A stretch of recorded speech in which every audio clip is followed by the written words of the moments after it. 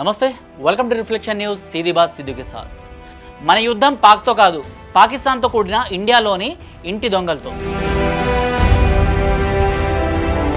అందుకే Modi Indus water treaty రద్దుతో యుద్ధాన్ని వ్యూహాత్మకంగా ప్రారంభించారు.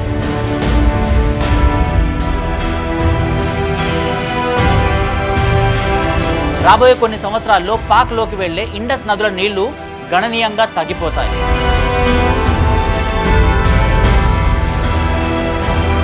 ఇండియాలోకి టెర్రరిస్టులను పంపించి మన రక్తం చుక్కలు నేల మీద పడేలా వారు చేస్తే వాళ్ళ కన్నెటి బొట్లు బీడు భూముల్లో పడేలా మనం చేయబోతున్నాం.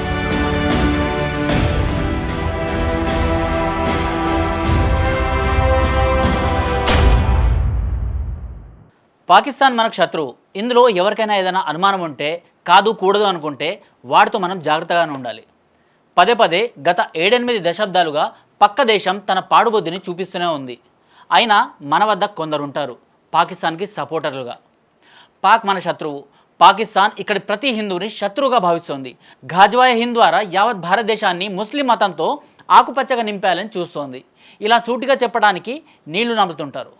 తాజాగా జరిగిన పహల్గాం దారుణ దాడిలో కూడా మత కోణం లేదంటున్నారు మన బట్టేబాజులు కొంతమంది. అంతా మీ ఇస్లామోఫోబియా అనేస్తున్నారు. ఐడి కార్డులు చూసి కల్మ చదవమంటూ ప్యాంట్లు విప్పించి మరీ మర్మంగాల్ని పరీక్షించి టెర్రరిస్టులు చంపేస్తున్నా కూడా అంతా భ్రమానటం, పైశాచిక లక్షణం.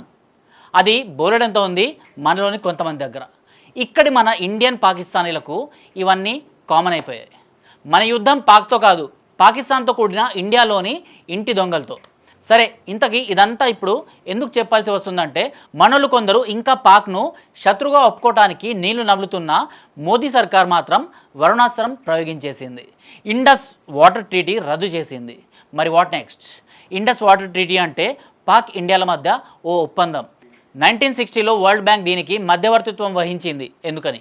ఇండస్, రావి, బియాస్, చినాబ్, జీలం, సట్లెజ్ నదులు హిమాలయాల్లోంచి ఇండియా మీదుగా పాక్లోకి వెళ్ళి అక్కడి నుంచి అరేబియా సముద్రంలో కలుస్తున్నాయి. వీటిలో తూర్పు వైపున రావి, బియాస్, సట్లెజ్ నదులు ప్రవహిస్తుంటాయి. పశ్చిమాన ఇండస్, జీలం, చినాబ్ నదులు పరవళ్లు తొక్కుతుంటాయి. అన్నిటికంటే పెద్దది కావడం వల్ల ఇండస్ లేదా సింధు నది పేరు మీద ఇండస్ వాటర్ ట్రీటీ అన్న పేరు వచ్చింది. నెహ్రూ కాలంలో ఇండియా సంతకం చేసిన ఇండస్ వాటర్ ట్రీటీ వల్ల భారత్కు కొంత నష్టమే జరిగిందనుకోవచ్చు. నెహ్రూ నాయకత్వం అన్నాక మనకు నష్టం జరగడంలో వింతేముంది. మొత్తం 6 నదుల నీళ్లలో మనకు కేవలం 30% వాటా మాత్రమే దక్కింది. 70% నీటిని ఇంతకాలం పాక్ యథేచ్ఛగా వాడుకుంటుంది. అందుకే పాక్లోని 80% మంచినీటి అవసరాలను ఇంతకాలం ఇండస్, దాని ఇతర నదులు వీటితోనే తీరుస్తున్నాయి. 68% పాకిస్తానీ గ్రామీణ ప్రజలు తమ అవసరాల కోసం ఈ నదుల మీదే ఆధారపడుతున్నారు. వ్యవసాయం మాత్రమే కాదు, పాకీలు తమ విద్యుత్ అవసరాల కోసం కూడా సింధు నది, దాని ఉపనదుల మీదే ఆధారపడి బతికేస్తున్నారు. 30% ఎలక్ట్రిసిటీ ఇండస్ వాటర్ ట్రీటీ ద్వారా లభ్యమయ్యే నీటితోనే పాక్ విద్యుత్ ఉత్పత్తి చేస్తుంది. ఇప్పుడు ఈ జల విద్యుత్కు గండం ఏర్పడిందనే చెప్పాలి. మనలో చాలామంది ఇండస్ వాటర్ ట్రీటీ రద్దు అనగానే అమాంతం నీళ్ళు ఆగిపోతాయని పొరబడుతున్నారు. అదంతా నిజం కాదు. ఇండస్ వాటర్ ట్రీటీ లేకపోయినా ఇప్పటికిప్పుడు పాకిస్తాన్కు ఎలాంటి నష్టం జరగదు. కానీ ఇండస్ వాటర్ ట్రీటీ రద్దు చేత మోదీ సర్కార్ పాకిస్తాన్కు 3 చెరువుల నీళ్లు తాగించబోతుంది. ఎలా అనేసి అంటారా? నీటి ప్రవాహాన్ని క్రమక్రమంగా నియంత్రించడం ద్వారా మన పట్టిలోకి తెచ్చుకోవడం. ఇప్పటికే ఇండియా పాక్ వైపు ప్రవహిస్తున్న నదుల మీద కొన్ని డ్యామ్లు నిర్వహిస్తుంది మన భారత ప్రభుత్వం. ముందు ముందు మరిన్ని ఆనకట్టలు పుట్టుకొస్తాయి కూడా.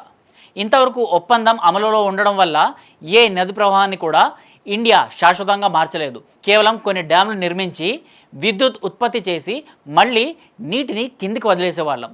ఇప్పుడు అలా జరగడం ఆగిపోతుంది. ఇండియా ఒక్కో డ్యామ్ మెరుగుపరుస్తూ కొత్తవి కడుతూ ఇండస్, జీలం, చినాబ్ నదుల జలాల్ని పాకిస్తాన్కు వెళ్లకుండా ఎంతగా కట్టడి చేస్తే అంతగా అల్లడిపోతుంది ఉగ్రవాది దేశం పాకిస్తాన్. ఇండియాలోకి టెర్రరిస్టులను పంపించి మన రక్తం చుక్కలు నేల మీద పడేలా వారు చేస్తే వాళ్ళ కన్నెటి బొట్లు బీడు భూముల్లో పడేలా మనం చేయబోతున్నాం. ఎలా అనుకుంటున్నారా? రాబోయే కొన్ని సంవత్సరాల్లో పాక్లోకి వెళ్లే ఇండస్ నదుల నీళ్లు గణనీయంగా తగ్గిపోతాయి. వాళ్ళ తాగునీరు, సాగునీరు రెండు రక్త కన్నీరుగా మారుతాయి. ఇప్పటికే అడుక్కు తింటున్న ముష్టిస్తాన్ అంటే పాకిస్తాన్ రాబోయే రోజుల్లో విద్యుత్ కూడా లేక అభివృద్ధికి ఆమడ దూరంలో నిలిచిపోతుంది. మొత్తంగా ఇప్పుడు పాక్, అందులోని ఆ దేశపు వ్యవసాయ ప్రధాన ప్రాంతాలైన పంజాబ్, సింధులు ఇక మీద మన దయ మీద ఆధారపడి బతుకుతాయన్నమాట. ప్రస్తుతం గోధుమ పిండికి కోడిగుడ్లకు అల్లాడుతున్న పాక్ వ్యవసాయం విద్యుత్ రంగాలు కుదలైతే ఏమవుతుంది? అంతర్గత అల్లకల్లోలంతో అట్టొడుకుపోతుంది. అందుకే మోదీ ఇండస్ వాటర్ ట్రీటీ రద్దుతో యుద్ధాన్ని వ్యూహాత్మకంగా ప్రారంభించారు. ఇంకా బాంబులు పేలలేదు కదా, వార్ ఎక్కడ స్టార్ట్ అయింది అనుకునే వారికి చిన్న క్లారిటీ. వార్ మొదలైపోయింది బ్రదర్. మనం వాటర్ బాంబ్ పేల్చేసాం. ఇండియా ప్రయోగించిన వరుణాస్త్రం దెబ్బకి పాక్ బెంబెలెత్తిపోతుంది. ఇది అన్యాయం, అక్రమం అంటూ ఆక్రందనలు చేస్తుంది. 2 సార్లు పూర్తి స్థాయి యుద్ధాలు, ఒకసారి కార్గిల్ పోరాటం, 2 సారి పూర్తి తరహా యుద్ధాలు, ఒకసారి కార్గిల్ పోరాట యుద్ధం జరిగినా కూడా భారత్ ఎప్పుడు నీళ్ళను ఆపలేదు. ఒకనాటి ఇండియన్స్, మాజీ భారతీయులైన పాకీలు దాహంతో ఆకలితో చావటం మనకి ఇష్టం లేదు కాబట్టి. కానీ తోక వంకర పాక్ కోరి మరీ కొరివితో తలగొక్కుంటుంది. దానికి ఏం కావాలో అదే ఇవ్వబోతుంది మన India. War has just begun. Stay tuned to reflection News. Till then, జై హింద్, జై భారత్.